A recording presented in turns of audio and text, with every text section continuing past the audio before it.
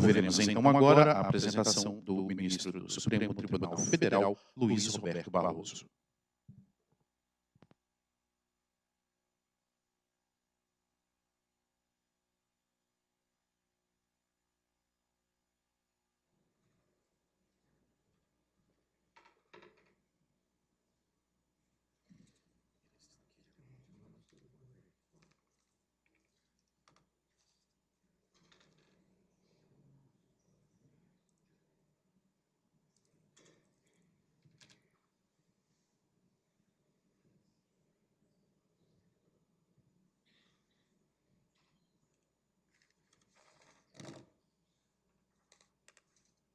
Senhora Procuradora-Geral de Justiça do Distrito Federal e Territórios, doutora Fabiana Costa Barreto, a quem agradeço a saudação, senhor presidente da Comissão de Enfrentamento à Corrupção do Conselho Nacional do Ministério Público, ministro doutor Silvio Roberto de Oliveira Amorim Júnior, meu querido amigo, ex-procurador-geral e atual procurador distrital dos Direitos dos Cidadãos, Eduardo Sabo Paz, senhora promotora de justiça, doutora Luciana Asper Valdes, a doutora Cláudia Braga Tobelin, senhor presidente da associação, doutor Trajano Souza Melo, meus caros amigos, eu tenho muito prazer e muita honra de estar aqui e de compartilhar com todos algumas ideias e algumas reflexões sobre o combate à corrupção, mudança de paradigma e refundação do Brasil e participar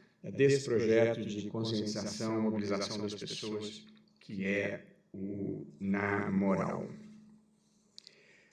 Eu até já fui apresentado, meu nome é Luiz Roberto Barroso, eu sou professor de Direito Constitucional há muitos anos e estou ministro do Supremo Tribunal Federal, e eu estou avisando isso para evitar algumas confusões. Não muito tempo atrás me passou de estar com a minha mulher num restaurante e veio um garçom até a nossa mesa e disse: "Eu conheço o senhor de algum lugar."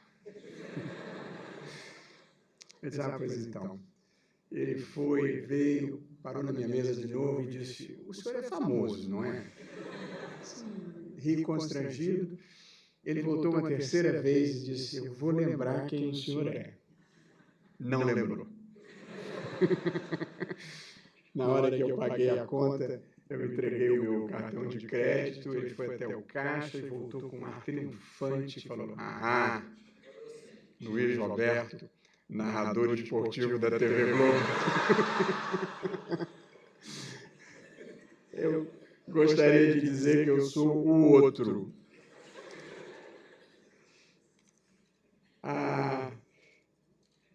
Meus caros amigos, começando pelo começo, o Brasil vive, nos últimos tempos, uma onda negativa, muito intensa, produto de um conjunto de circunstâncias. O trauma do impeachment, do avanço nas investigações sobre corrupção, um prolongado período de recessão, as maiores taxas de desemprego da história do Brasil, uma certa sensação de que a mediocridade tomou conta de muitos espaços da vida brasileira. Na verdade, ocorreu no Brasil, nos últimos anos, o que se identificou como sendo uma tempestade perfeita, uma tempestade política, uma tempestade econômica e uma tempestade ética que afetou, em ampla medida, a autoestima nacional, abalou a cidadania e criou essa onda de negatividade em que, de certa forma, ainda estamos imersos.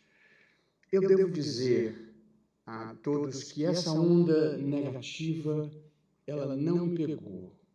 Apesar das muitas dificuldades dessa hora, eu acho que o Brasil está passando por um processo imprescindível de transformação profunda em muitos hábitos da vida nacional. E, portanto, eu estou convencido de que nós estamos lançando as bases de novas fundações para o Brasil. E isso não tem nada a ver com governos ou com partidos políticos, tem a ver com a mobilização da sociedade, o surgimento de uma nova consciência na sociedade brasileira. Essa não é uma transição fácil nem breve, mas eu acho que ela já está em curso. Há uma passagem célebre de um filósofo italiano que escreveu a virada da década de 20 para a década de 30 do século passado, Antônio Gramsci, em que ele escreveu uma frase que é célebre: o velho está morrendo e o novo ainda não nasceu. Mas há um complemento importante nesta frase que não deve passar despercebido, que é quando ele escreveu: entre uma coisa e outra, entre a morte do velho e o nascimento do novo, surge uma grande variedade de situações mórbidas. Este é, eu assim penso, o momento que nós estamos vivendo. Uma transição de uma velha ordem em que era legítima a apropriação do Estado e do espaço público por elites extrativistas para uma nova ordem com instituições políticas e instituições econômicas verdadeiramente inclusivas que possam produzir esta transformação que o Brasil precisa. Um país, como dizia mais cedo a nossa doutora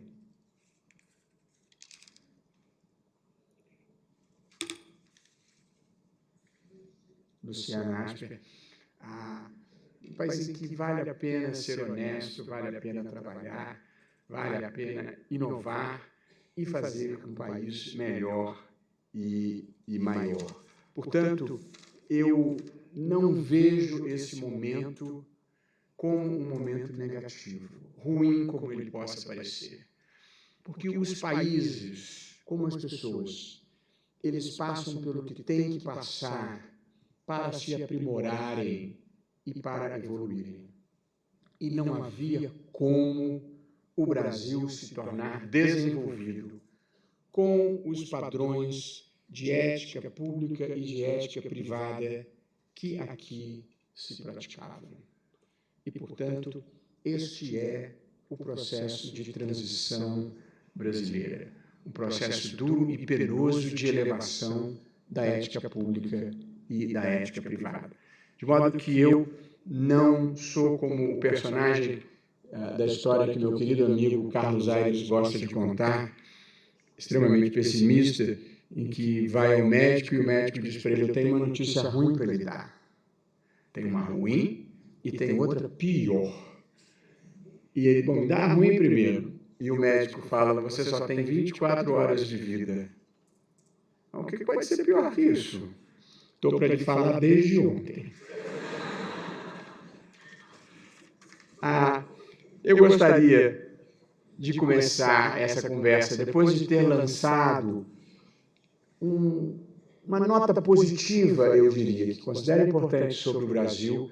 Eu gostaria, no entanto, de apresentar alguns dados e algumas constatações extremamente dramáticas, porque acho que na vida a gente deve ser otimista na ação, mas precisa ser severo no diagnóstico. Vou só pegar minha água.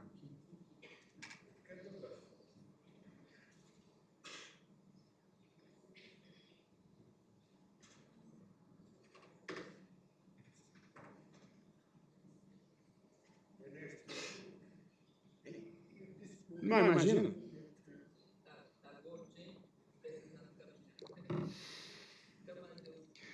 Pois então,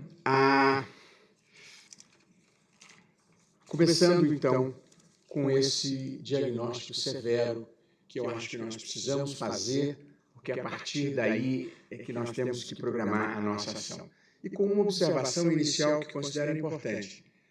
Eu não falo sobre política, ninguém vai ter a menor ideia de quais são as minhas preferências políticas. Eu acho que alguém que aceita ser juiz e aceita ser um juiz constitucional, não pode deixar transparecer nenhum tipo de preferência. Portanto, ninguém vai saber se eu votei em A, se eu votei em B ou se eu votei em branco.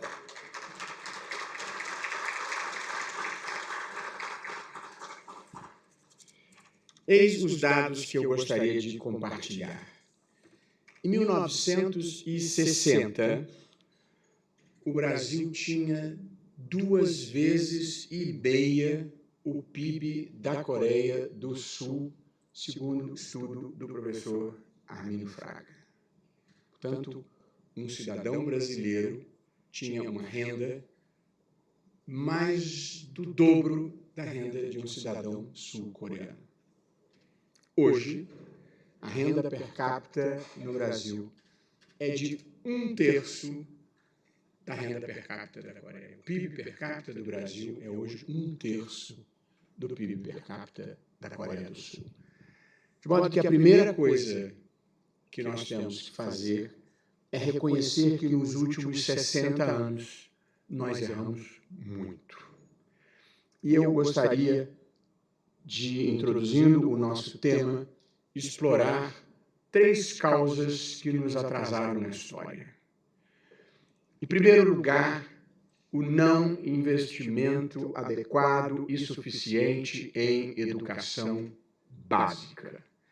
Este provavelmente foi o principal fator que nos retardou na história. Porque a má qualidade da educação, no início o não acesso à educação, depois a má qualidade, ela não apenas produz vidas menos iluminadas, porém, e sobretudo, ela diminui a produtividade do trabalhador brasileiro, que hoje é inferior em termos comparativos com não apenas a dos países desenvolvidos, mas também com a dos nossos principais concorrentes. E não tenho certeza de que hoje nós tenhamos tomado consciência plena de que este é um problema e que esta deva ser a grande prioridade nacional. Acabei de escrever um artigo, ainda vai ser publicado, um pouco enfatizando este fato, de que apesar do discurso nós não tratamos a educação básica como uma verdadeira prioridade e não há como avançar deixando as pessoas para trás, deixando as pessoas no caminho iletradas ou analfabetos funcionais. A segunda grande causa, eu penso, de nós termos nos atrasado na história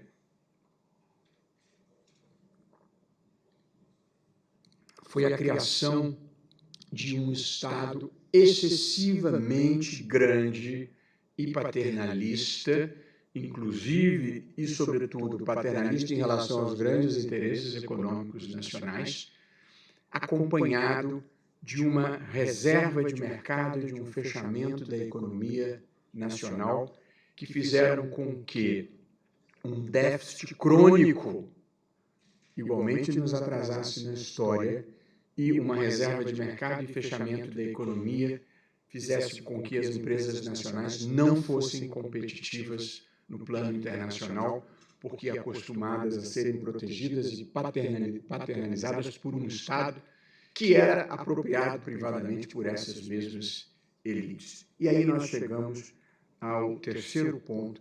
A observação do tamanho do Estado é simbolizada pelo fato de que o Brasil é uma das 10 maiores economias do mundo e tem um mercado de capitais relativamente pequeno, pelo fato de que, em vez de buscar dinheiro na sociedade com boa governança, as empresas iam buscar dinheiro nas instituições públicas como BNDES e Caixa Econômica, independentemente da governança, desde que fizessem uma doação aqui e ali, quando não o puro pagamento de propinas.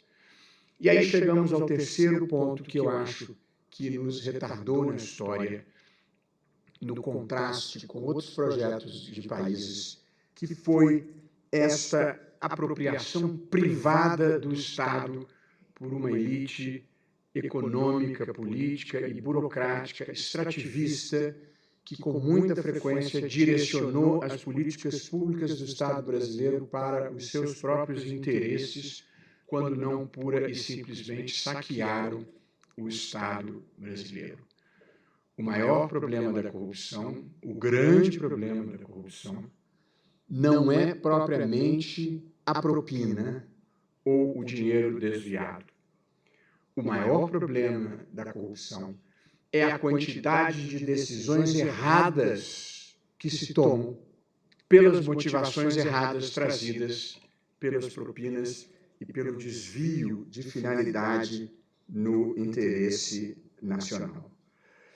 E aqui, ao encerrar esse tópico desse contraste severo do Brasil com a Coreia do Sul, eu gostaria de observar que eu comecei o meu corte histórico em 1960, pela razão singela de que de 1960 para cá nós tivemos governos mais à esquerda, governos mais à direita, regime militar e, portanto, esta culpa pelo retardamento histórico é coletiva e ninguém pode apontar o dedo para ninguém.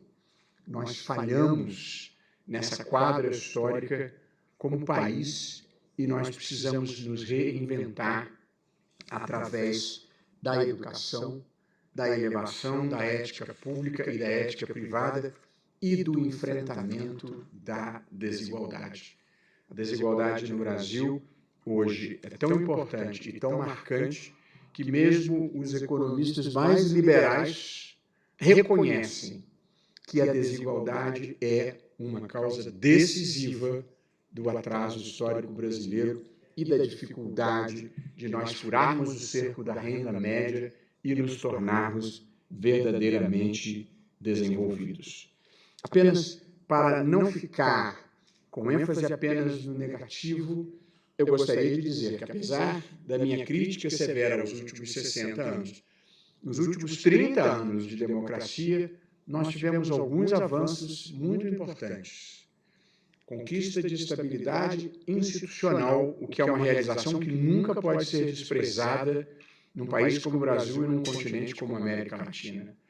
Nós superamos as crises mais diversas, de escândalos como o Mensalão, Petrolão, e vivemos destituição de 2 presidentes da República por impeachment, sem que ninguém tivesse cogitado de uma solução que não fosse o respeito à legalidade constitucional. Só quem não soube a sombra é que não reconhece a luz que é viver em um Estado constitucional e democrático. Em segundo lugar, nesses 30 anos de democracia, nós conquistamos estabilidade monetária. Quem quer que tenha mais de 40 anos nesta sala terá vivido os horrores da hiperinflação e daqueles sucessivos planos econômicos fracassados que nós conhecemos pelo nome e pelo sobrenome. Cruzado 1, Cruzado 2, Bresser, Verão, Collor 1, Collor 2, com toda a litigiosidade que eles traziam, até que em meados dos anos 90 nós conseguimos com o Plano Real estabilidade monetária. E a terceira realização que merece ser celebrada foi a da inclusão social de mais de 30 milhões de pessoas nos últimos 30 anos da democracia brasileira. Alavancada não apenas pelo fim da inflação e pela estabilidade monetária, como pela ampliação e aprofundamento de programas sociais extremamente importantes. À exceção da China, poucos países do mundo terão retirado tantas pessoas da linha da pobreza extrema como nós conseguimos nos últimos 30 anos. Portanto, eu, ao fazer esse diagnóstico severo, não gostaria de deixar de observar que também houve flores ao longo do caminho e que o filme da democracia brasileira tem momentos extremamente positivos. Em menos de uma geração, nós derrotamos a ditadura, a hiperinflação e obtivemos vitórias expressivas sobre a pobreza extrema. O que significa que nenhuma vitória é impossível. E acho que nós vamos conseguir também empurrar para a margem da história esta cultura de corrupção sistêmica que se entranhou na vida brasileira e que nós estamos tendo tanta dificuldade para desentranhar. Sem mencionar ainda que nesses 30 anos, e com o apoio de um Ministério Público atuante, tivemos avanços importantes em matéria de direitos das mulheres, de direitos das comunidades negras ou de origem africana, da comunidade LGBT, das comunidades indígenas com demarcações importantes e avanços ambientais que nesse momento enfrentam uma dificuldade, como todos bem sabem, mas interessante como possa parecer um certo negacionismo da extensão do problema ambiental fez com que se produzisse um resultado que muitas pessoas, eu inclusive, há muito tempo tentavam e não conseguiam, que era incluir a questão ambiental no debate público brasileiro. E agora, a questão ambiental e a questão da preservação da Amazônia ingressou no mercado público brasileiro e é parte, no debate público brasileiro, e é parte das preocupações dos formadores de opinião, da imprensa de uma maneira geral, e acho que isso ajudará a superar visões atrasadas relativamente à importância de proteger o meio ambiente, de evitar o aquecimento global e a mudança climática, com todas as implicações que traz para a vida das pessoas de uma maneira geral. Portanto, tivemos muitos avanços também em matéria de direitos fundamentais.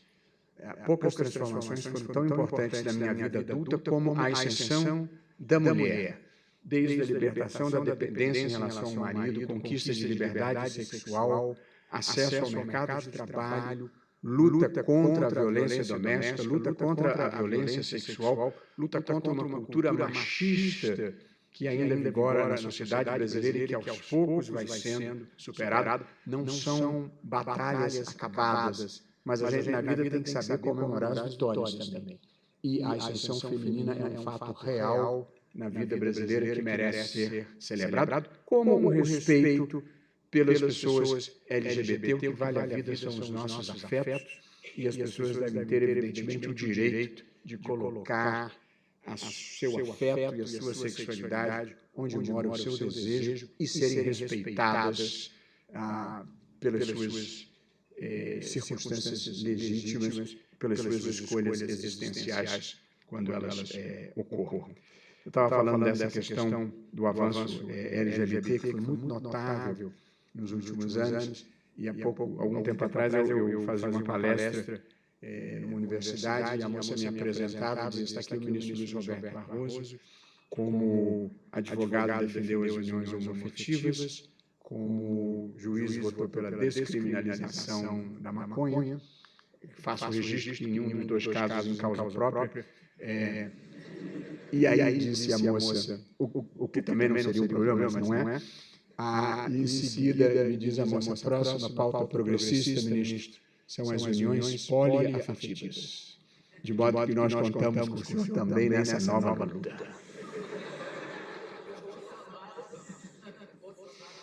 Ó, que até me considero moderno, mas passada a minha perplexidade, eu disse: olha, bem, numa democracia, nenhum tema é tabu. Tudo pode ser debatido à luz do dia. Portanto, se essa questão se colocar, eu acho que a sociedade deverá debatê-la. Agora, eu vislumbro um problema aí, pessoal. Eu já sou convidado para a Marcha da Maconha. Eu já sou convidado para a Parada Gay. Preocupa-me o tipo de evento que vão me convidar se eu apoiar as uniões poliafetivas. Pois, então, faço esse registro que considero muito importante de que nós tivemos avanços nesses 30 anos de democracia. Mas nós queremos mais. Nós precisamos mais. E, portanto, ao olhar para frente, eu vislumbro alguns problemas sérios que nós precisamos enfrentar. O primeiro deles é um sistema político extremamente caro, de pouca representatividade, que dificulta a governabilidade e que está na origem de boa parte dos problemas de corrupção que o país enfrenta. O financiamento eleitoral tem sido uma praga brasileira há muito tempo. E nós temos que enfrentar essa matéria concebendo um sistema eleitoral mais barato que facilite a representatividade e a governabilidade. Esse não é o nosso tema e eu não vou entrar nessa discussão. O segundo problema, olhando para frente, que nós vamos ter que enfrentar é o fato de que o Brasil se tornou um dos países mais violentos do mundo, quando não o mais violento do mundo, com mais de 60 mil mortes por homicídio em 2017. São números aterradores, são números superiores ao dos países que estão em guerra. Morreu mais gente no Brasil do que morreu na guerra da Síria, por homicídio. Portanto, também com esse nível de violência, que antes denota uma falha do sistema de justiça, nós não conseguiremos entrar no rol dos países verdadeiramente desenvolvidos. Nós precisamos diagnosticar com severidade as causas desse problema, que estão na desigualdade, estão na impunidade e estão numa questão que nós precisamos trazer para o debate público, não importa qual seja a visão de cada um, que é a política de drogas que se pratica no país. Porque boa parte desses homicídios está associada à questão do tráfico de drogas. Não importa o que cada um ache, aos que defendem a legalização paulatina, aos que defendem o enfrentamento, mas o que nós temos que reconhecer é que as políticas que nós temos praticado não têm funcionado. E mesmo quem defende a repressão em si, é preciso mudar a estratégia, monitorar os grandes carregamentos, monitorar o dinheiro e parar de prender menino pobre em periferia com 100 gramas de maconha e 20 gramas de cocaína, porque isso não serve para nada, salvo para destruir a vida desses jovens e aumentar os soldados das facções criminosas, sendo certo que no dia seguinte que eles são presos, eles já foram repostos. Portanto, a vaga que ele ocupa no sistema penitenciário custou dinheiro, ele vai sair pior do que entrou, a vida dele foi destruída e não se produz nenhum abalo no tráfico de entorpecentes. Portanto, esta é uma política errada, que não traz proveito para a sociedade, mas não importa o que cada um pense, nem precisa concordar comigo, mas é preciso concordar que esta política não está dando certo, porque o tráfico de drogas só aumentou, as facções só se tornaram mais poderosas. E o terceiro ponto negativo, eu diria, desses 30 anos de democracia que nós precisamos enfrentar é o que nos reúne hoje nessa nossa conversa, que é a questão do combate à corrupção.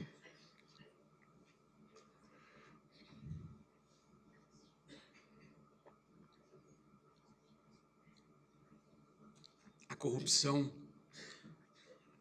que nós diagnosticamos no Brasil nos últimos tempos, ela não foi produto de pequenas fraquezas humanas ou de falhas individuais. Ela foi produto de esquemas profissionais de arrecadação, desvio e distribuição de dinheiros num nível de contágio estarrecedor que envolveu empresas privadas, empresas estatais, partidos políticos, membros do Congresso, membros do Executivo. É impossível não sentir vergonha pelo que aconteceu no Brasil, pela naturalização das coisas erradas e do desvio de dinheiro. O que ocorreu no Brasil foi um modo criminoso de se fazer política e de se fazerem negócios que funcionava mais ou menos assim.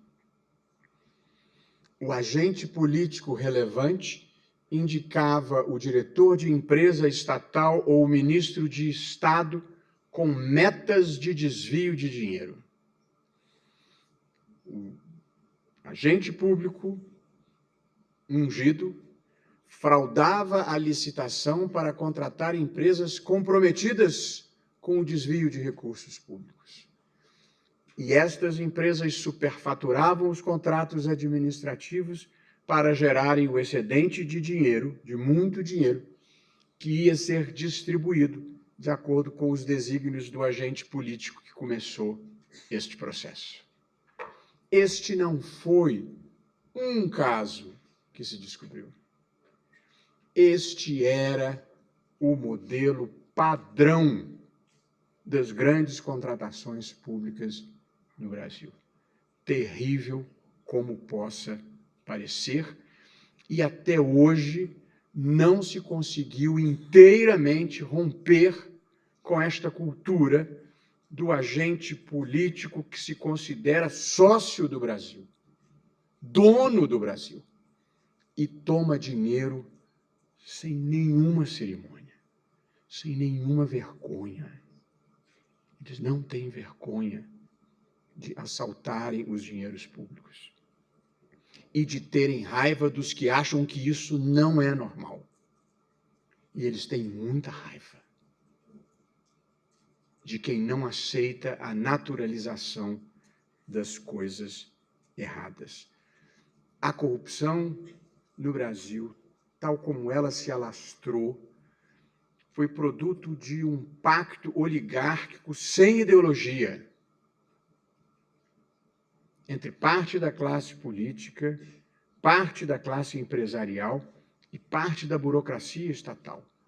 Um pacto de saque ao Estado brasileiro e de tomada de decisões erradas pelos motivos errados que vão da construção de estádios às desonerações, passando pelos financiamentos públicos, pelos motivos errados e para os fins que não eram os fins do interesse nacional, mas os interesses das elites extrativistas que se apropriaram do Estado e que não importa a mudança de governo, eles continuam a ser os donos da bola e das regras do jogo. E é muito difícil quebrar esse paradigma que se implantou no Brasil. O que há de novidade nos últimos tempos, de inspiradora novidade, é que a sociedade brasileira deixou de aceitar o inaceitável. O que há de novidade no Brasil hoje é uma imensa demanda por integridade, por idealismo, por patriotismo que vem de toda parte do Brasil, de eventos de empresários a debates na Faculdade Zumbi de Palmares, em São Paulo. As pessoas querem um país melhor e maior, o que pressupõe viver com integridade e, portanto, romper com esse pacto oligárquico. Essa é a grande transformação que está ocorrendo no Brasil. A justa indignação da sociedade. Talvez ainda não inteiramente canalizada institucionalmente, mas a inaceitação do inaceitável é a força que está mudando o Brasil. É esta energia que muda paradigmas e que empurra a história na direção certa. A corrupção, ela tem muitos custos. Ela tem custos morais, ela tem custos econômicos, ela tem custos sociais do dinheiro que não vai para o lugar certo. É bem verdade que esta reação da sociedade, embora ela tenha impulsionado mudanças importantes nas instituições, houve mudanças importantes na legislação, da colaboração premiada, agravamento dos crimes de corrupção, lei da ficha limpa, lei da colaboração premiada, mudanças na jurisprudência, redução do foro privilegiado, fim do modelo mafioso de financiamento eleitoral, até essa semana, pelo menos, a possibilidade de execução das decisões depois do segundo grau. Houve mudanças importantes nas instituições pressionadas pela sociedade. O problema é que a corrupção reage. O pacto oligárquico luta de volta. E hoje, o enfrentamento da corrupção tem pela frente 3 obstáculos que não são pequenos e que produz um arco de alianças espantoso, que vai da esquerda para a direita, passa pelo centro, vai e vem, e une as pessoas que você nunca imaginaria que estavam do mesmo lado, salvo pela defesa do pacto oligárquico. Quais são os obstáculos? O primeiro, parte do pensamento progressista no Brasil ainda acha que a corrupção é uma nota de pé de página na história, que os fins justificam os meios e que não tem grande problema esse universo de superfaturamento e propinas que se criou. Eles estão errados, porque a corrupção não apenas impede que o dinheiro chegue no lugar certo, mas ela, sobretudo, cria uma cultura de esperteza em que é legítimo desviar dinheiro no espaço público e é legítimo passar os outros para trás no espaço privado. Não há corrupção de esquerda, nem corrupção de direita. A corrupção não tem ideologia. Ela é destrutiva das instituições. Em última análise, ela faz mal mesmo para as pessoas pobres. Corruptos são perigosos e violentos. O fato de não verem nos olhos as suas vítimas não os torna menos perigosos. São as pessoas que morrem sem remédio, que morrem nas filas do SUS, que morrem nas estradas, que não são consertadas.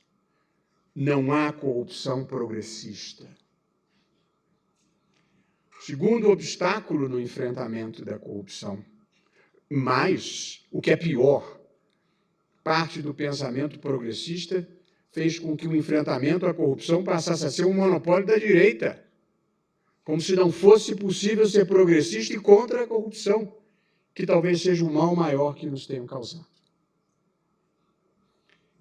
Em segundo lugar, o segundo obstáculo é que parte do pensamento conservador brasileiro, materializado em editoriais de grandes jornais, acha que corrupção ruim é a dos outros, é a de quem eu não gosto, era a corrupção do PT. Agora que o PT saiu do poder, esse discurso já tornou-se desimportante. Se a corrupção for dos companheiros de salões, de mesas e de vernissagem, não tem muito problema. E com isso perpetuam no poder as elites extrativistas que nos atrasam na história.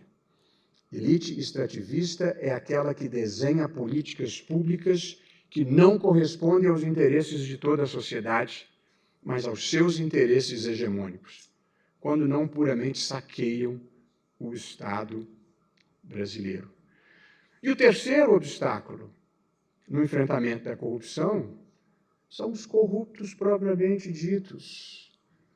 Há muitos. É gente que não sabe viver honestamente, não conhece outra vida. E aí existem 2 grupos. o dos que não querem ser punidos pelos muito malfeitos que fizeram ao longo de muito tempo. E não querer ser punido é um sentimento humano compreensível, mas há no Brasil ainda hoje um lote pior, que é o dos que não querem ficar honestos nem daqui para frente. E que, diante de 4 anos da Lava Jato, eles continuam reproduzindo rotineiramente as mesmas práticas de achaque, propina e desvio de dinheiro, como se isso fosse natural. E quem ousa enfrentá-los passa por todo tipo de provação, desde ter a vida revirada até ser enxovalhado por gente que não presta.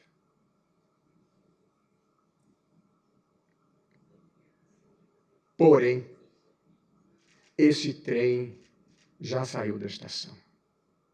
Não há como nós voltarmos aos patamares que vigoravam anteriormente. Ainda há muitas dificuldades. E há uma reação semelhante à que ocorreu na Itália, na ocasião da Operação Mãos Limpas, na década de 90.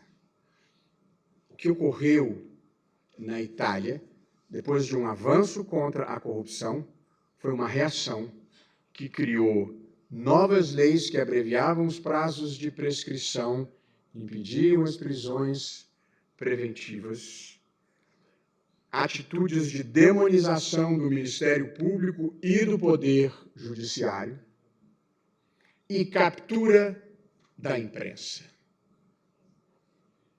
Quem olha para o Brasil hoje percebe claramente todos esses sintomas. O que há de novidade no Brasil, a meu ver, que impedirá desfecho semelhante ao que ocorreu na Itália, onde a corrupção venceu. E a Itália é hoje, dos países desenvolvidos, o que apresenta os piores indicadores econômicos. Na União Europeia, Portugal cresceu significativamente nos últimos 15 anos. A Espanha cresceu significativamente nos últimos 15 anos. Alguém poderia dizer, mas eles entraram atrasados na União Europeia e cresceram por causa disso. A Alemanha cresceu exponencialmente. E a Itália teve um decréscimo no seu PIB nos últimos 15 anos, porque não se livrou da corrupção. Acho que aqui não acontecerá a mesma coisa, porque temos uma sociedade mais mobilizada e o mundo da rede social, que tem muitos problemas, mas também tem muitas vantagens. Nós aqui temos uma imprensa que é independente e plural, e temos um judiciário e um Ministério Público que são independentes. Há muitos problemas de eficiência. Eu acho que a próxima bandeira que nós vamos ter que abraçar em breve é fazer com que o Poder Judiciário, e eu me refiro a esse pacote que envolve juízes, Ministério Público, advogados, polícia, nós vamos ter que entregar um produto melhor para a sociedade. Nós nos acostumamos com um patamar muito ruim de processos que duram 3, 5, 8, 10, 12, 15 anos. Isso não é justiça. O processo tem que durar 6 meses, 9 meses, 1 ano, se for muito complexo, 1 ano e meio. Portanto, nós que temos quadros excepcionalmente qualificados nas funções essenciais da justiça, vamos ter que fazer uma reflexão profunda para entregarmos um produto melhor para a sociedade. Nós custamos caro e entregamos um resultado deficiente. Mas independência, felizmente, não é um problema que nós enfrentemos. E, portanto, acho que aqui não acontecerá nada parecido com o que ocorreu na Itália. Nós, no entanto, vivemos as dificuldades de uma história que não é linear. Os avanços, eles nem sempre são unidirecionais. Há avanços e recuos nessa trajetória. E a gente tem que estar preparado para não desistir. Mas eu fiz uma lista, num voto recente, dos casos de corrupção ocorridos no Brasil e a evolução dessa corrupção. Entre o fim da década de 80 e o início dos anos 90, nós tivemos o escândalo dos anões do orçamento, com desvios de aproximadamente 800 bilhões de reais. Na ocasião foi um escândalo. Desvio de 800 milhões. Hoje, isso é dinheiro que alguns dos corruptos carregam no bolso. Não é nem considerado grande desvio. Entre 92 e 98, quando da construção do TRT de São Paulo, o desvio foi de 2 bilhões. Depois, em meados dos anos 90, no escândalo do Banestado, que envolvia corrupção e lavagem de dinheiro, 30 bilhões. De 90 a 2004, houve o esquema de sanguessugas, que desviou mais de 4 bilhões de reais por superfaturamento na compra de remédios e de hemoderivados. Nem a saúde no Brasil escapa da corrupção. Depois, nos anos 2000, veio o mensalão, 160 milhões, também considerado um escândalo importante, sobretudo pelo comprometimento da democracia pela compra de votos. E aí vem, a partir do mensalão, esta mudança na sociedade. Uma mudança profunda, uma reação profunda que empurrou as instituições e o Supremo Tribunal Federal julga o mensalão e produz mais de 2 dezenas de condenações por crimes como corrupção ativa, corrupção passiva, peculato, lavagem de dinheiro e gestão fraudulenta de instituições financeiras. Com discursos contundentes contra a corrupção. Contundentes. Lembrando que era o governo do PT. Como procurei demonstrar num voto recente, a partir de agosto de 2016, muitos discursos mudam. E aí o discurso passa a ser os excessos no enfrentamento da corrupção. O que aconteceu em 2016, em agosto de 2016? Mudou o partido que estava no poder. Mas esse não era um projeto político contra o PT, esse era um projeto contra a corrupção. E, portanto, nada justifica que o discurso tenha mudado. Porém,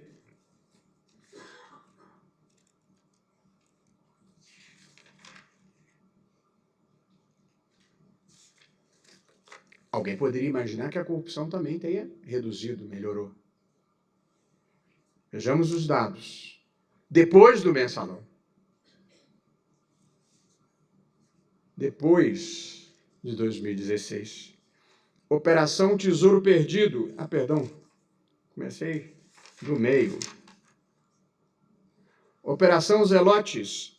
20 bilhões de desvios ligados ao CARF. Operação Greenfield. Um esquema fraudulento que desviou 8 bilhões dos fundos de pensão de empresas estatais.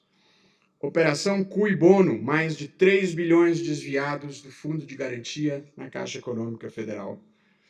Operação Lava Jato, mais de 100 bilhões desviados só da Petrobras, que teve que fazer um acordo de bilhões de dólares em ação judicial nos Estados Unidos com investidores prejudicados pela corrupção e pagar uma multa de mais de 800 milhões de dólares ao Departamento de Justiça, que evidentemente não faziam parte de complô político nenhum do Brasil.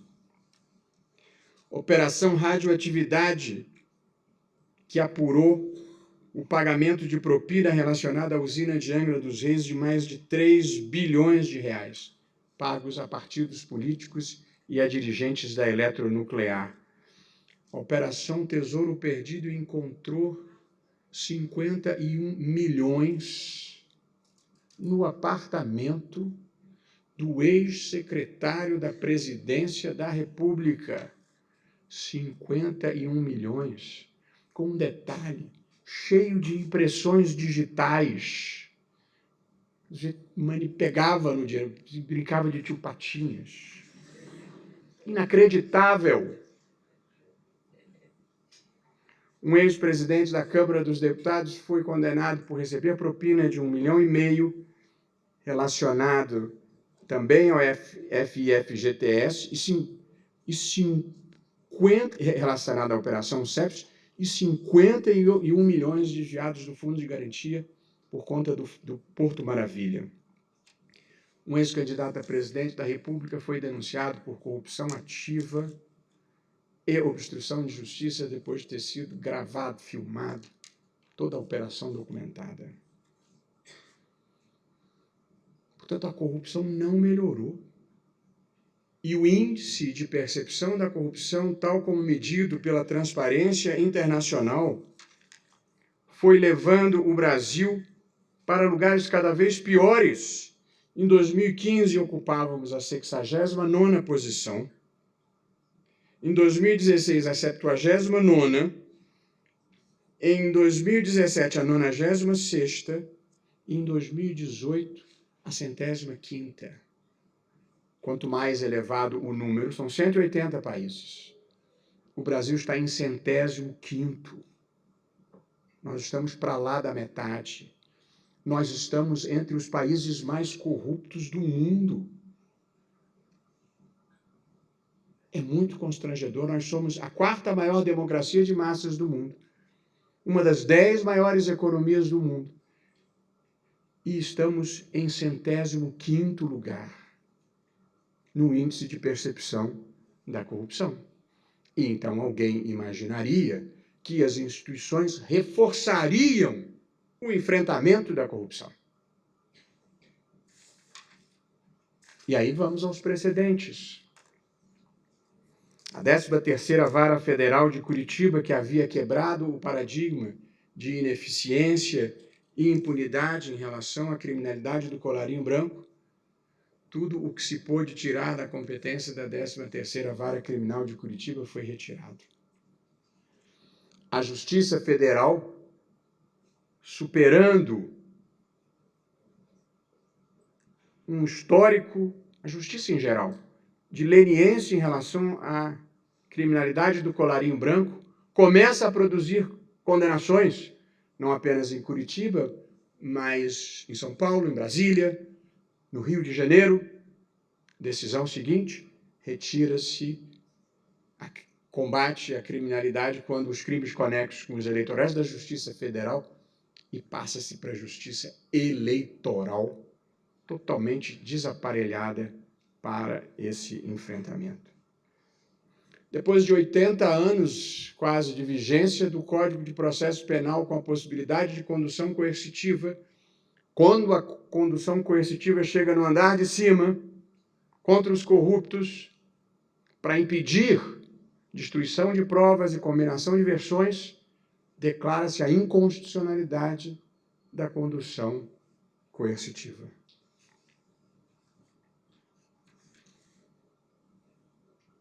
Quando um parlamentar é afastado do cargo depois de ser, como disse, gravado, filmado, gravado pedindo, filmada a entrega do dinheiro, gravado agradecendo a remessa do dinheiro,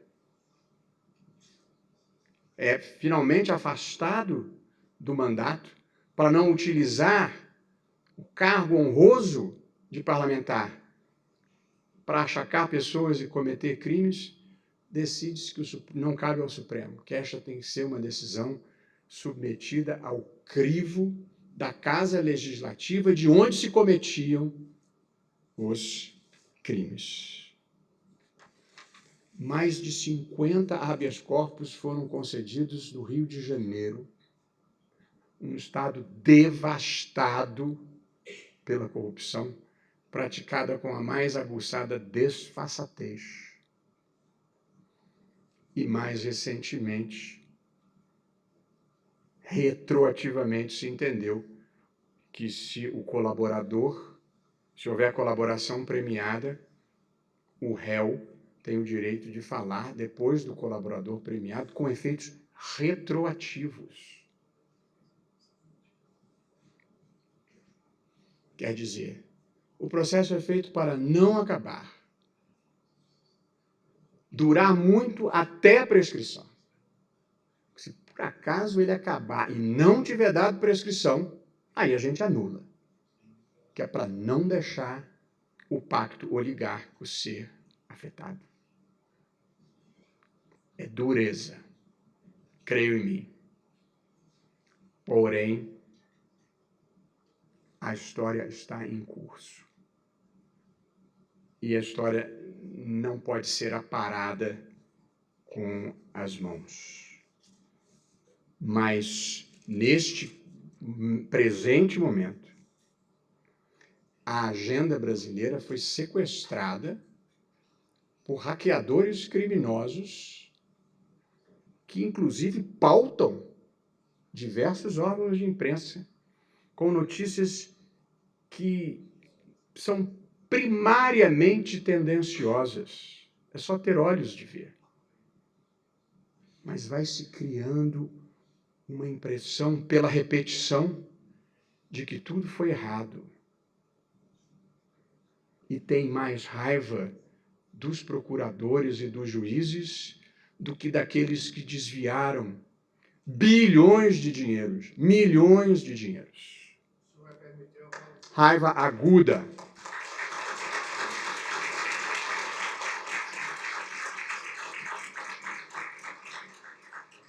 Os garantistas à brasileira se apaixonaram pela prova ilícita. E agora querem fazer e acontecer com base na prova ilícita, a despeito do mandamento constitucional expresso de que são ilegítimas as provas ilícitas. Não é um momento fácil. Basta olhar COAF, Receita Federal, Polícia Federal. Quem cumpre bem o seu papel no Brasil hoje está na alça de mira. Mas, apesar de tudo, a nossa missão é trabalhar para mudar dentro da Constituição, dentro das leis, sem vingadores mascarados. Não é fácil nem simples fazer com que o Brasil deixe de ser o país em que o crime compensa, os bandidos perseguem os mocinhos e o mal vence no final. Não é fácil nem simples. Mas essa é a missão da nossa geração. Empurrar para a margem da história esta mentalidade, esta concepção que naturaliza as coisas erradas e fazem parecer com que o mal seja o bem e o bem seja o mal. Porque essa é a estratégia. Mas a minha crença mais profunda nessa vida é a de que a história é uma marcha contínua na direção do bem e na direção da justiça, do avanço civilizatório. Às vezes, olhando da superfície, a gente não é capaz de perceber isso. Mas a história está fluindo como um rio subterrâneo para onde ela tem que seguir. E, portanto, eu sou sempre construtivo e positivo na minha atuação, por esta certeza plena de que o mal não vence no final e de que a história está caminhando na direção certa, mesmo quando a gente não vê com os olhos. mas professar a fé no bem e nos valores da Constituição é acreditar neles, mesmo quando não estão ao alcance dos olhos. E apesar de tudo, e para encerrar, eu combinei com a doutora Fabiana, e foi o prazo que me foi assinalado, eu não falo mais do que 1 hora, porque ninguém merece. Ninguém merece. Uma passagem boa que eu li certa vez, que o George Washington fez o menor discurso de posse na presidência dos Estados Unidos com 130 palavras. E o William Harrison fez o maior discurso de posse com mais de 8.000 palavras pronunciadas numa noite fria e tempestuosa em Washington, onde as posses são em janeiro, inverno alto e ao tempo. William Harrison morreu 30 dias depois de uma pneumonia gravíssima que contraiu naquela noite. E eu considero que essa é a maldição que recai sobre os oradores que falam além do seu tempo. Portanto, eu gostaria de terminar de novo com um toque positivo. A gente na vida deve um pouco alternar indignação, que é para fazer a história andar, e um olhar positivo, que é para a gente não ficar amargo e também saber comemorar os avanços e ter confiança no futuro. Eu gosto de lembrar um dado que eu considero muito relevante, o de que o Brasil só começou verdadeiramente em 1808, com a vinda da família real portuguesa para cá, fugindo de uma Europa à mercê de Napoleão. Começamos, portanto, há 210 anos atrás. Sem desmerecer a resistência e a luta de indígenas e de escravos e de negros, mas como um projeto de país e criação de instituições, nós começamos em 1808, há 210 anos atrás, que é um estalar de dedos na história. Em 1808, quando Dom João VI chega no Rio de Janeiro, os portos eram fechados e, portanto, não podia haver comércio internacional.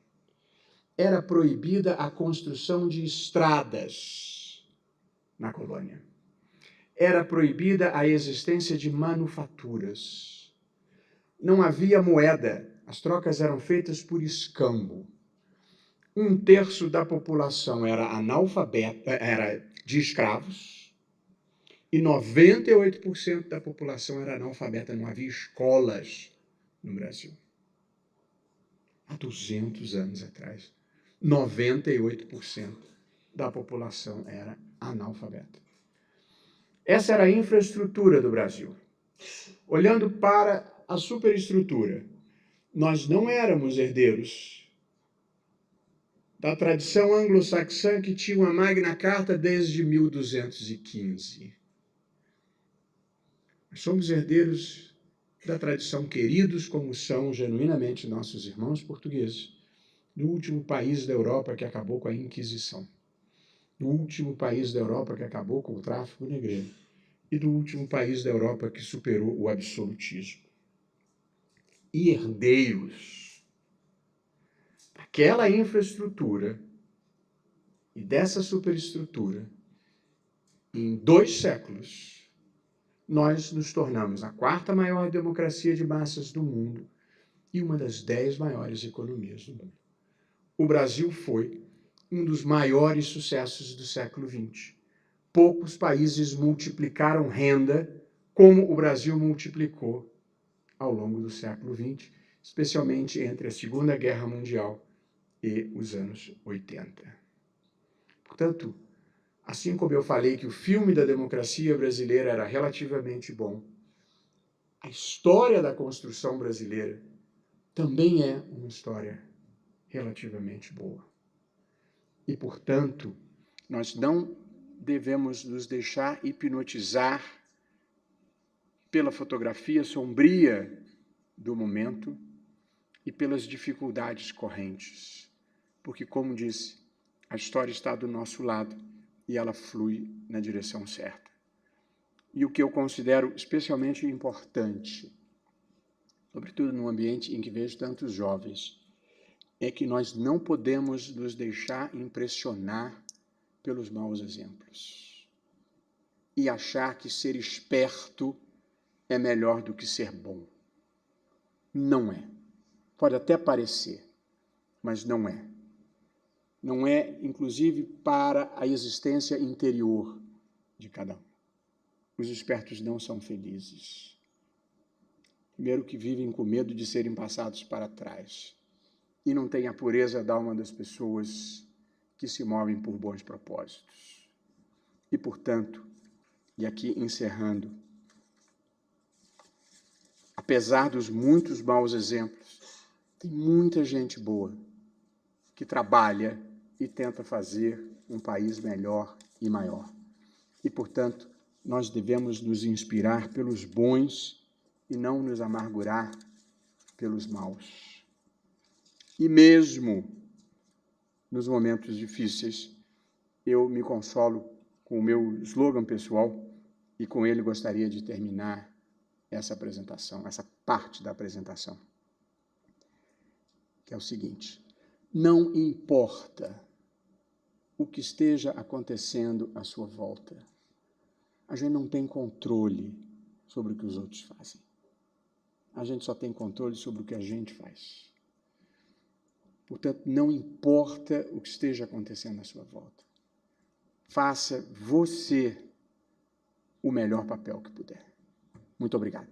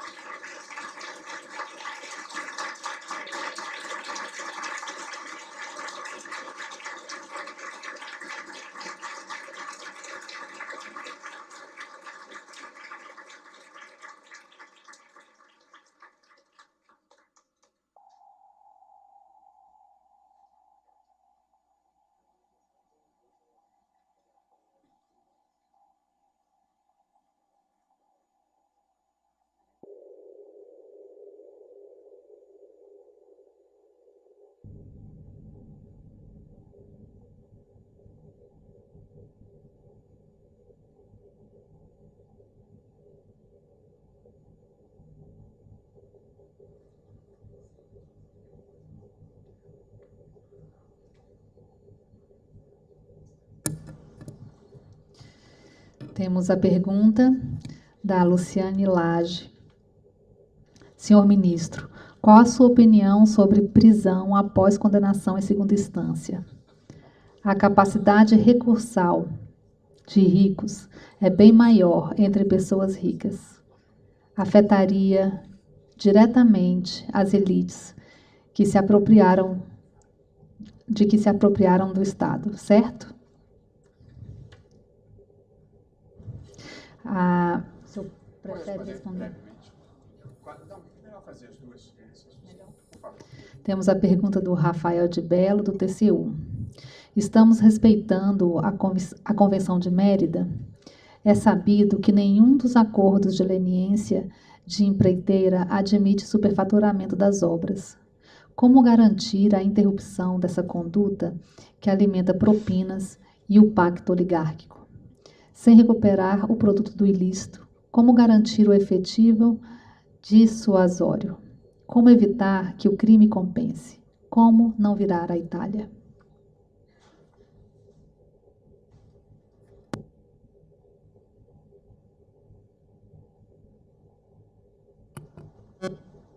Respondendo à primeira pergunta, eu posso responder porque a minha posição é pública e eu já votei 3 vezes nessa matéria. E articulei, na verdade, com o meu saudoso e querido amigo Teori, a mudança dessa jurisprudência no Supremo, num habeas corpus, em que ele foi o relator. Por estratégia, ele ficou como relator. Depois, o Supremo reiterou esse ponto de vista nas duas ADCs, quando negou a cautelar. E depois reiterou esse ponto de vista em repercussão geral em plenário, reafirmação de jurisprudência, e depois no habeas corpus do ex-presidente Lula, que chegou ao plenário. Portanto, o Supremo já se manifestou 4 vezes sobre esse assunto em plenário. Nos países, em geral, uma manifestação da Suprema Corte é suficiente para estabelecer uma jurisprudência. Eu até entendo que, como isto era uma mudança de jurisprudência, como todos sabem, de 1940, ou desde sempre, até 2009, sempre foi possível executar depois do segundo grau. Aliás, em boa parte desse período era possível executar depois do primeiro grau. O Código Antigo previa que o sujeito, para recorrer da condenação, tinha que se recolher preso, quando condenado. Isso foi mudando ao longo do tempo e, portanto, a possibilidade de execução depois do segundo grau sempre existiu. Em 2009, quando o direito penal havia chegado no andar de cima, vinha vindo, muda-se para exigir-se o trânsito em julgado. A Constituição, em 2009, já estava em vigor há mais de uma década. Portanto, não houve uma mudança constitucional que justificasse. Portanto, houve uma mudança de jurisprudência que produziu efeitos devastadores no sistema de justiça, a começar por obrigar os advogados. Eu fui advogado há 30 anos, eu tenho grande admiração pelos advogados. A mudança de jurisprudência obrigou os advogados a fazerem uma litigância procrastinatória e impedir o término do processo por dever de ofício. Se a interpretação do Supremo é que só pode ir preso depois do trânsito em julgado, o advogado fazia o impossível e o impossível para impedir o trânsito em julgado, e não há como criticá-lo. O problema estava no precedente que obrigava ele a fazer aquele papel de interpor recurso descabido atrás de recurso descabido para impedir o término do processo ou para gerar prescrição, que era o que acontecia. Você levava 10, 15, 20 anos para conseguir executar uma decisão. Isso não é devido processo legal, isso é a desmoralização do processo. Não é devido processo legal, é desmoralizar o processo legal, o que vigorava no Brasil. Então, em 2016, o Supremo muda de orientação e volta ao que sempre foi. Portanto, não houve propriamente uma inovação, voltou-se ao padrão. Com isso, se obtiveram inúmeras colaborações premiadas, porque aí o risco da prisão efetiva motivou as pessoas a confessarem os crimes e a entregar o caminho do dinheiro roubado, dinheiro desviado do povo brasileiro. Produziu tanto efeito que o pacto oligárquico reagiu e quer derrubar precisamente a possibilidade de condenação, de execução da condenação depois do segundo grau, que eu considero isoladamente a medida mais importante de todas. Porque se isso cair, nós vamos voltar ao patamar do processo legal desmoralizado, que não termina e que, portanto, é um incentivo a corruptos de todo gênero.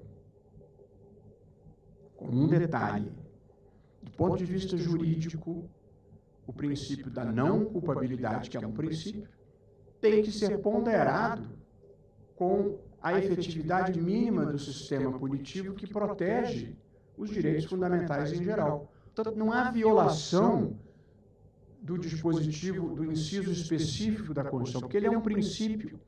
A característica essencial dos princípios é que eles são ponderados com outros princípios constitucionais.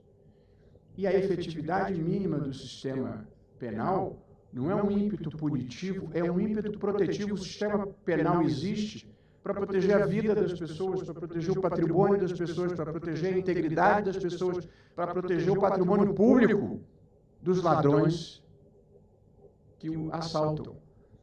Portanto, do ponto de vista jurídico, é uma simples ponderação. E como é que funciona essa ponderação?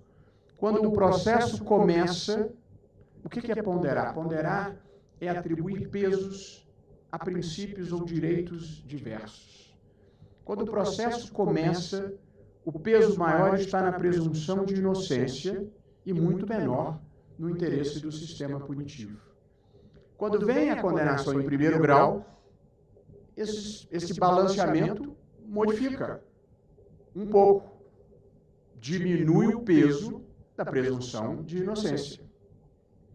Quando há a condenação em segundo grau, invertem-se os pesos. E, portanto, o interesse do sistema de justiça passa a ser maior do que a proteção do direito do acusado, porque aqui a probabilidade da condenação é muito grande.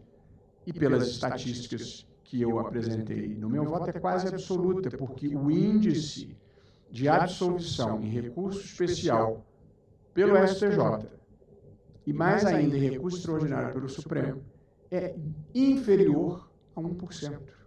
Portanto, menos de 1% dos recursos extraordinários mudam a condenação. Um percentual um pouquinho maior altera a quantidade de pena. Mas a absolvição é menos de 1%. Portanto, a margem de erro é mínima. E qualquer sistema de justiça... É claro que o erro é dramático e lamentável. Mas todo sistema de justiça, como tudo que a gente faz na vida, de avião a programa de computador, tudo na vida tem uma margem de erro. Tudo que é humano tem uma margem de erro. E existem mecanismos para sanar esses erros quando eles ocorrem, inclusive via revisão criminal. Portanto, não há teoria jurídica razoável, com todo respeito a quem pensa diferente, e, sobretudo, uma coisa que nós precisamos no Brasil é uma virada empírico-pragmática. A gente tem que trabalhar com o que acontece no mundo real e com dados reais, e não com uma retórica vazia que não serve para coisa nenhuma. E no mundo real, a condenação em segundo grau é um imperativo de justiça e fez bem ao país. Esta é a reação que vai impedir que o Brasil continue a avançar no enfrentamento da corrupção. É um retrocesso. Será a vitória dos corruptos. Quanto à segunda pergunta,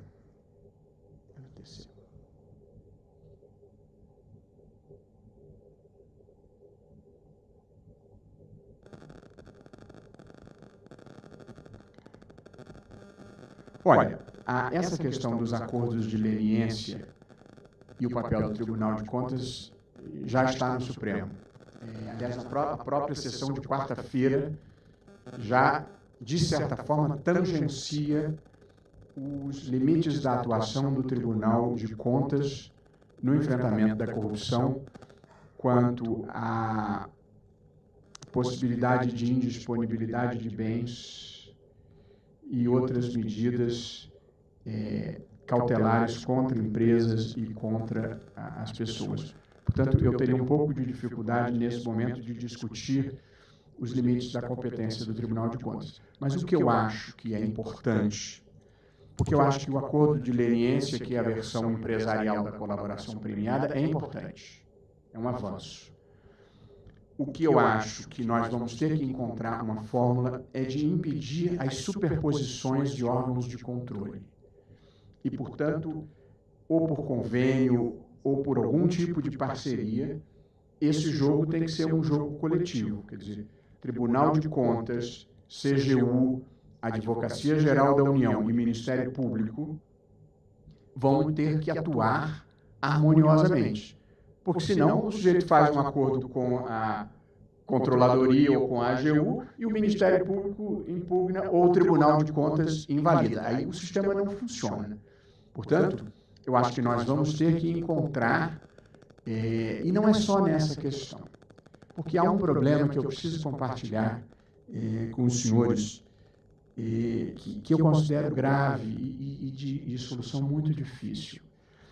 É que essa corrupção institucionalizada, estrutural, e sistêmica que aconteceu no Brasil gerou uma natural reação da sociedade, do Ministério Público e dos órgãos de controle, por evidente. O problema, há um efeito colateral nisso. As pessoas de bem não querem entrar para a vida pública, por temer o estigma e por temer entrar nesse balaio geral. E, segundo, pessoas corretas que estão na vida pública têm medo de tomar decisões por causa dos diferentes níveis de controle e uma certa presunção de desonestidade que hoje em dia viceja na sociedade brasileira. Portanto, nós temos os dois extremos, uma corrupção generalizada que precisa ser enfrentada e esta questão preocupante de que as pessoas de bem não querem nem chegar perto para não serem confundidas ou para não entrar nesse balaio da presunção geral. Não é fácil esse equilíbrio, sobretudo no momento em que as coisas estão acontecendo. É quase como um avião decolando e você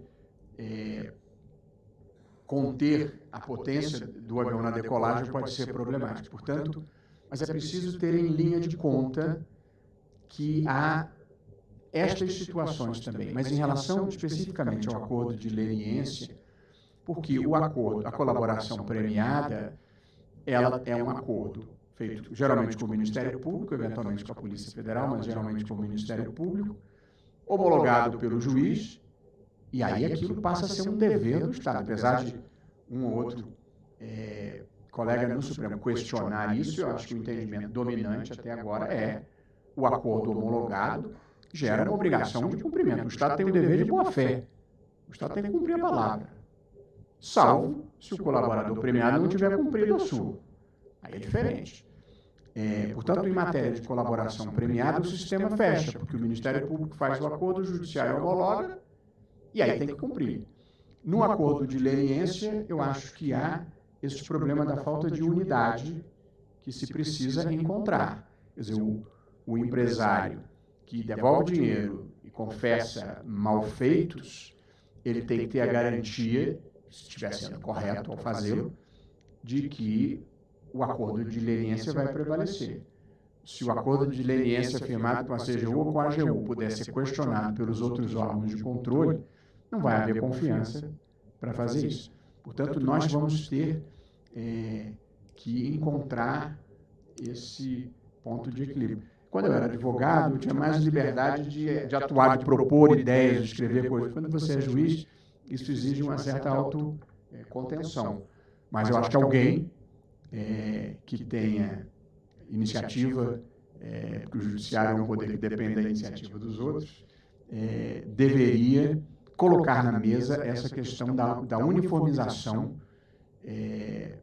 do acordo de leniência, para que seja um pacote que valha e todo mundo que tenha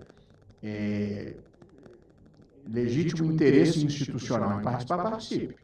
Mas quando sai dali tem que sair pronto, não pode sair para depois ser revirado.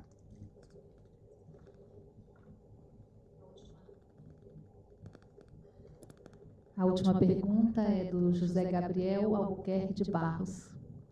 Ministro, seria possível considerar a falta de educação de qualidade como risco à segurança pública, com o objetivo de impulsionar o investimento na área? Bom, há todas as estatísticas, e há um livro, um pequeno livro precioso, da Ilona Zabor e Milena Rizzo, fininho, em que eles discutem a questão do combate à criminalidade, e há uma associação imediata e profunda entre escolaridade e criminalidade, entre escolaridade e vítimas de violência, naqueles 60 mil homicídios a que eu me referia. Portanto, eu não tenho nenhuma dúvida de que o investimento em educação básica é investimento em segurança pública futura. Nenhuma dúvida em concordar com isso. Um dos grandes problemas do sistema educacional, o sistema educacional brasileiro tem muitos problemas. Dois dos mais graves são não alfabetização da criança na idade própria, que agora, com a nova Base Nacional Comum Curricular, a partir de 2020, vai ser a segunda série do ensino fundamental. A criança não se alfabetiza, ela se dissocia da relação série e idade, vai perdendo a autoestima, vai perdendo o interesse, e aí, no final desse percurso, acontece o segundo e grande problema, este mais associado à criminalidade, que é a evasão escolar no ensino médio. E aí o jovem não completa o ensino médio. Eu não gostaria de errar a estatística, mas creio que 40% dos jovens hoje, que chegam aos 19 anos, não concluíram o ensino médio.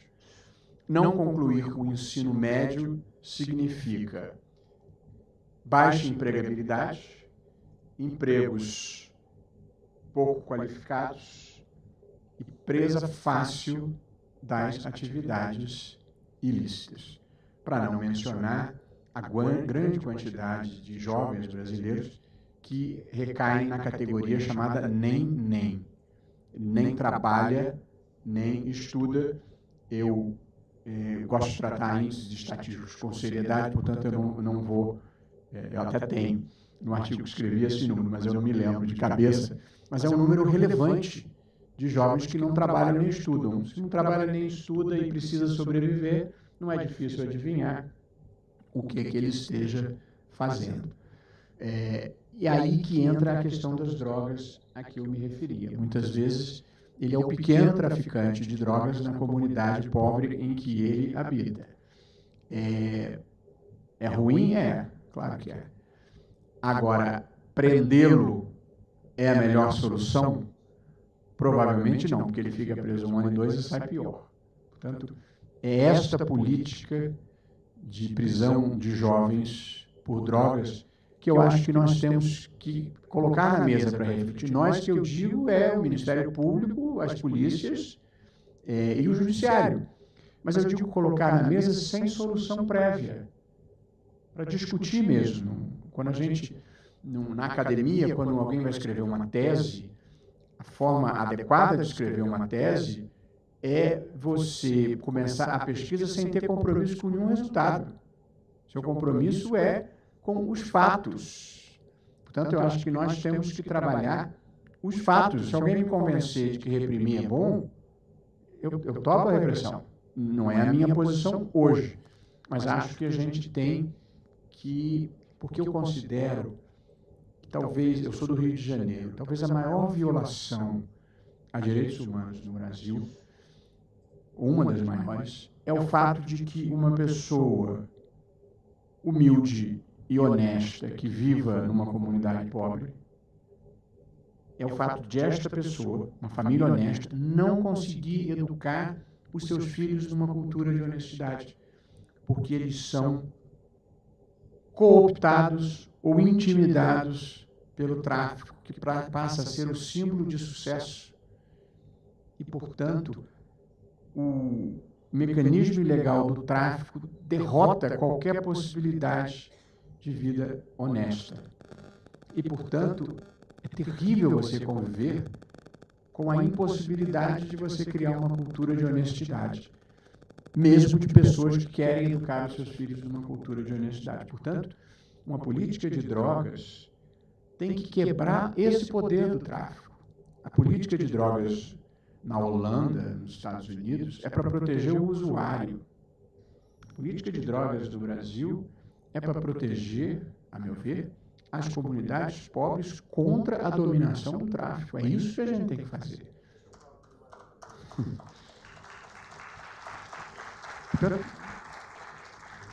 Nessa matéria, a gente não pode importar as políticas públicas dos outros, porque os nossos problemas são diferentes.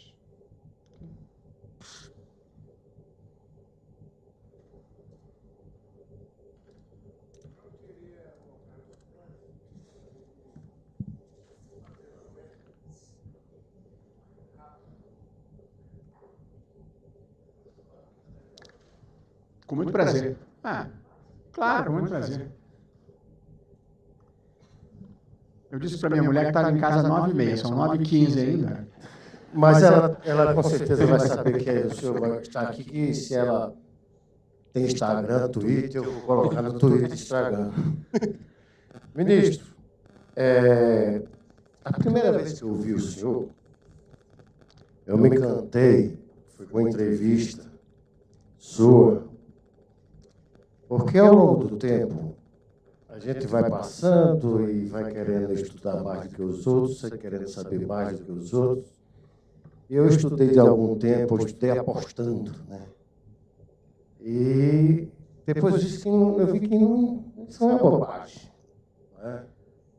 Que o que interessa é o que o senhor falou aqui, trouxe a palavra de esperança, e o que eu saio aqui hoje feliz, porque eu sou um pancluciano, eu acredito muito na regeneração das pessoas. Mas eu gostaria de saber com relação à educação, porque, como o senhor está percebendo, eu sou gaúcho da Paraíba. E na Paraíba, o senhor imagina, eu tenho 63 anos, como foi a minha educação. A primeira tatuagem que eu fiz na minha vida foi com uma chibata que meu pai me deu. Tem escrito Casa do Vaqueiro. Minha mãe danou ela nas minhas costelas porque eu desrespeitei um professor aos 11 anos dentro de uma classe de aula, e ela ficou sabendo e passou a chibata nas minhas costas. E eu fui criado em colégio de padres e tal, e nós tínhamos muito respeito, né? E mesmo que não fosse colégio de padres, se tinha um respeito ao professor. O professor entrava em sala de aula, nós levantávamos. Cheguei aqui em 1975, fui estudar, tinha 17 anos, fui estudar no Objetivo de São Paulo, fazendo 3º ano, eu levantei a mão e fiz: professor, o senhor pode me responder? Eu levei uma vaia porque chamei o professor de senhor, em 1975. Eu gostaria de saber, pela sua sabedoria, pela sua capacidade humanista que o senhor é, o senhor me empolgou com aquela entrevista que, quando disse que se recolheu um bom tempo e leu muitos livros. E aquela entrevista, ministro, me tocou. Porque o senhor se recolheu, o senhor reflexionou. Eu gostaria depois que o senhor, se pudesse, quisesse falar sobre isso, o quão foi importante na sua vida essa passagem. Então, a primeira pergunta é o seguinte: essa educação que nós temos hoje de liberdade no colégio, de alunos não respeitar professor e ficar por isso mesmo, e como se pode estabelecer, se o senhor acredita no modelo semi-militarizado, com ordem, porque eu cantei muito o hino nacional antes de entrar na sala de aula. O senhor também. Né? E depois eu gostaria de saber que o senhor, se quisesse, falasse um pouco dessa sua experiência, que isso foi o que mais me encantou, e eu passei a admirar o senhor pela distância, e muito. O senhor cresceu muito no meu conceito, não pelo grande jurista que o senhor é, que eu tenho os seus livros, mas mais pela humanidade que o senhor carrega no coração. Obrigado, Eduardo. Olha só, doutor Eduardo, olha só, na sua pergunta a sua pergunta vai de educação básica à espiritualidade, portanto, eu precisaria de muito tempo. Aí não vou conseguir cumprir o horário que eu prometi.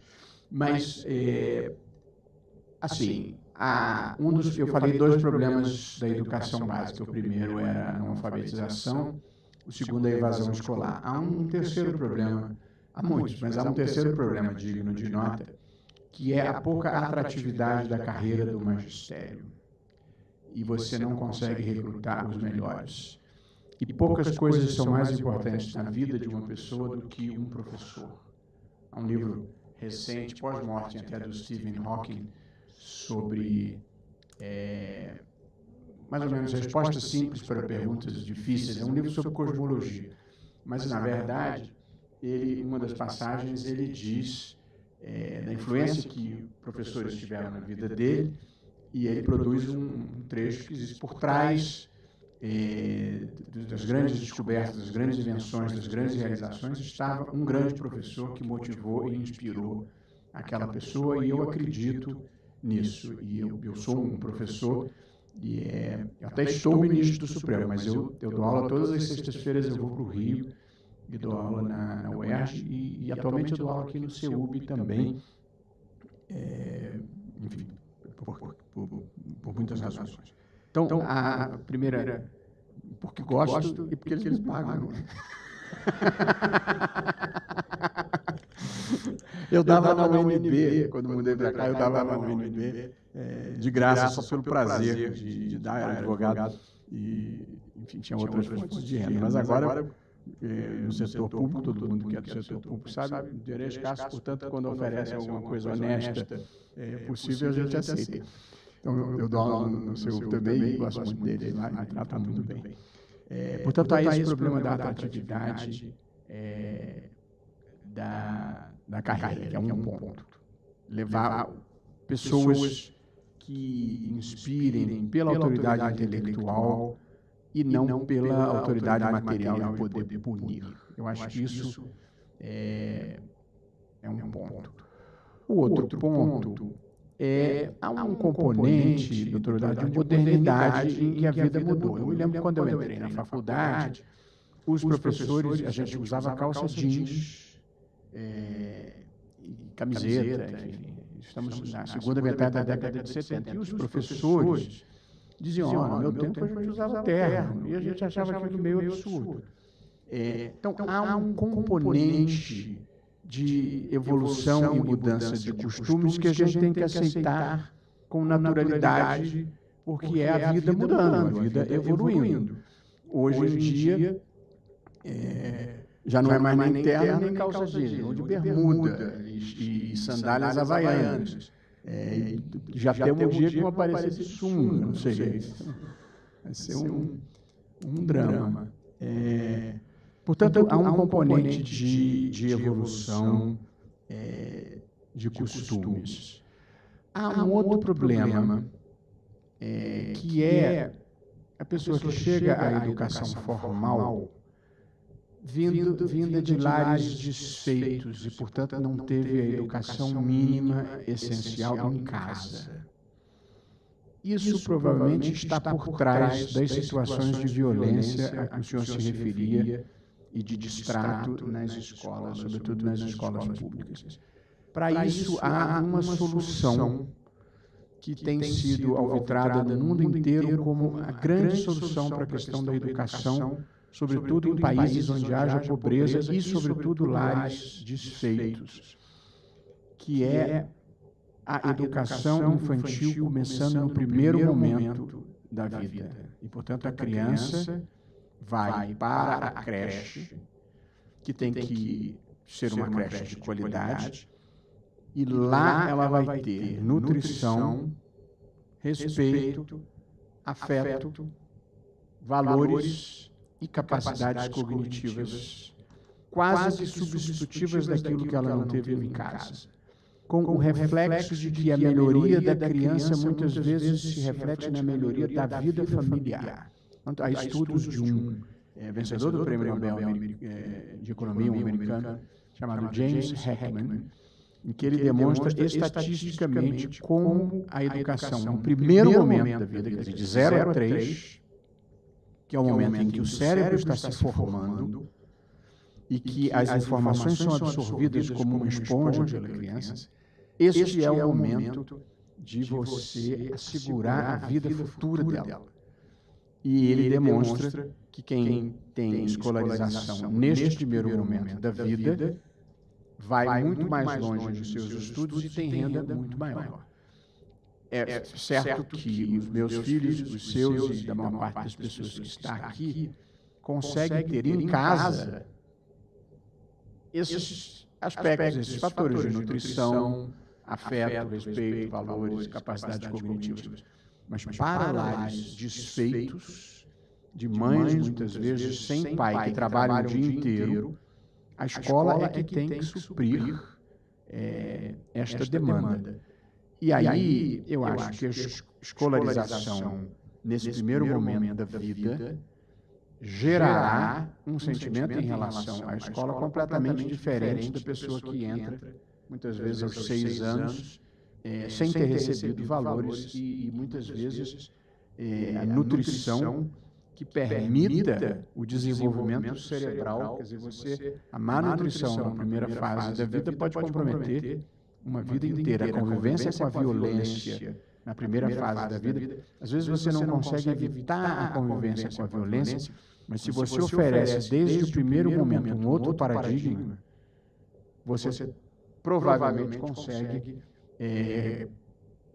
capturar essa jovem mente para o mundo do bem e da harmonia. Quanto à espiritualidade, eu volto um outro dia aqui e converso. O que eu posso dizer, eu medito. Eu acho que a espiritualidade não tem a ver com religião, não impede a religião, nem tem a ver com religião. Um certo compromisso com o bem. Portanto, eu acordo todos os dias e medito. Assim, o que eu fiz ontem, se eu acho que eu consegui cumprir as minhas metas públicas e privadas, se não, por que razão, e o que eu vou fazer hoje e o que eu devo fazer hoje, sem perder de vista as missões que eu escolhi na minha vida. Portanto, a meditação é uma forma de você bater um papo matinal, tal como eu imagino, consigo próprio, renovar os seus valores e tentar ajustar as suas ações aos valores que você escolheu na vida. Se o sujeito é cristão, judeu, espírita, não interfere com isso. Talvez interfira com a escolha dos seus valores, mas a meditação é um reencontro matinal ou ao longo do dia, muitas vezes, com os valores que você escolheu. E aí, se você consegue ser fiel aos seus valores ao longo do seu dia, ao longo da sua vida, você não perde nunca. E, portanto, um pouco essa é a sensação, mesmo das derrotas mais fragorosas, eu não tenho a sensação de ter perdido se eu tiver conseguido ser fiel aos meus valores. Isso é que eu chamaria de espiritualidade. Acho que é uma coisa boa na vida.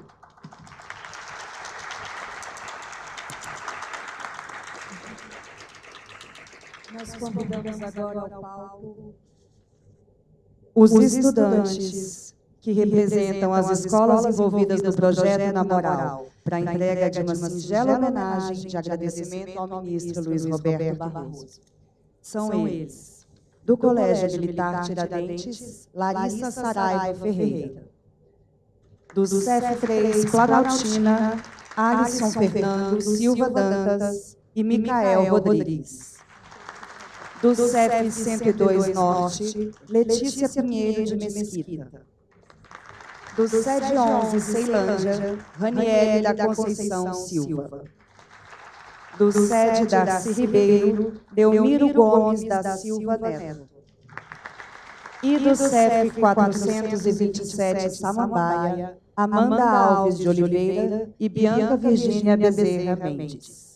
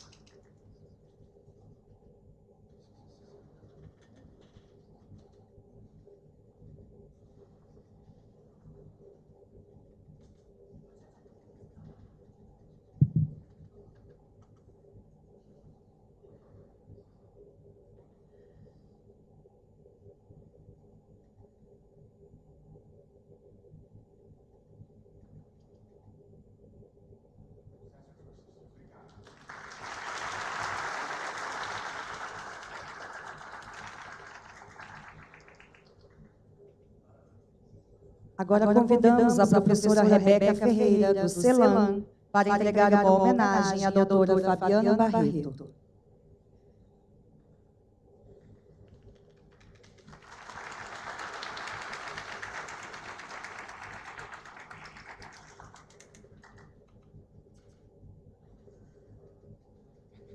Os professores das escolas participantes que estiverem presentes receberão um pequeno mimo na saída do auditório em homenagem ao seu dia, Dia dos Professores. Nós agradecemos a presença e participação de todos, lembrando que no saguão do auditório há listas de voluntariado e um gostoso pão de mel.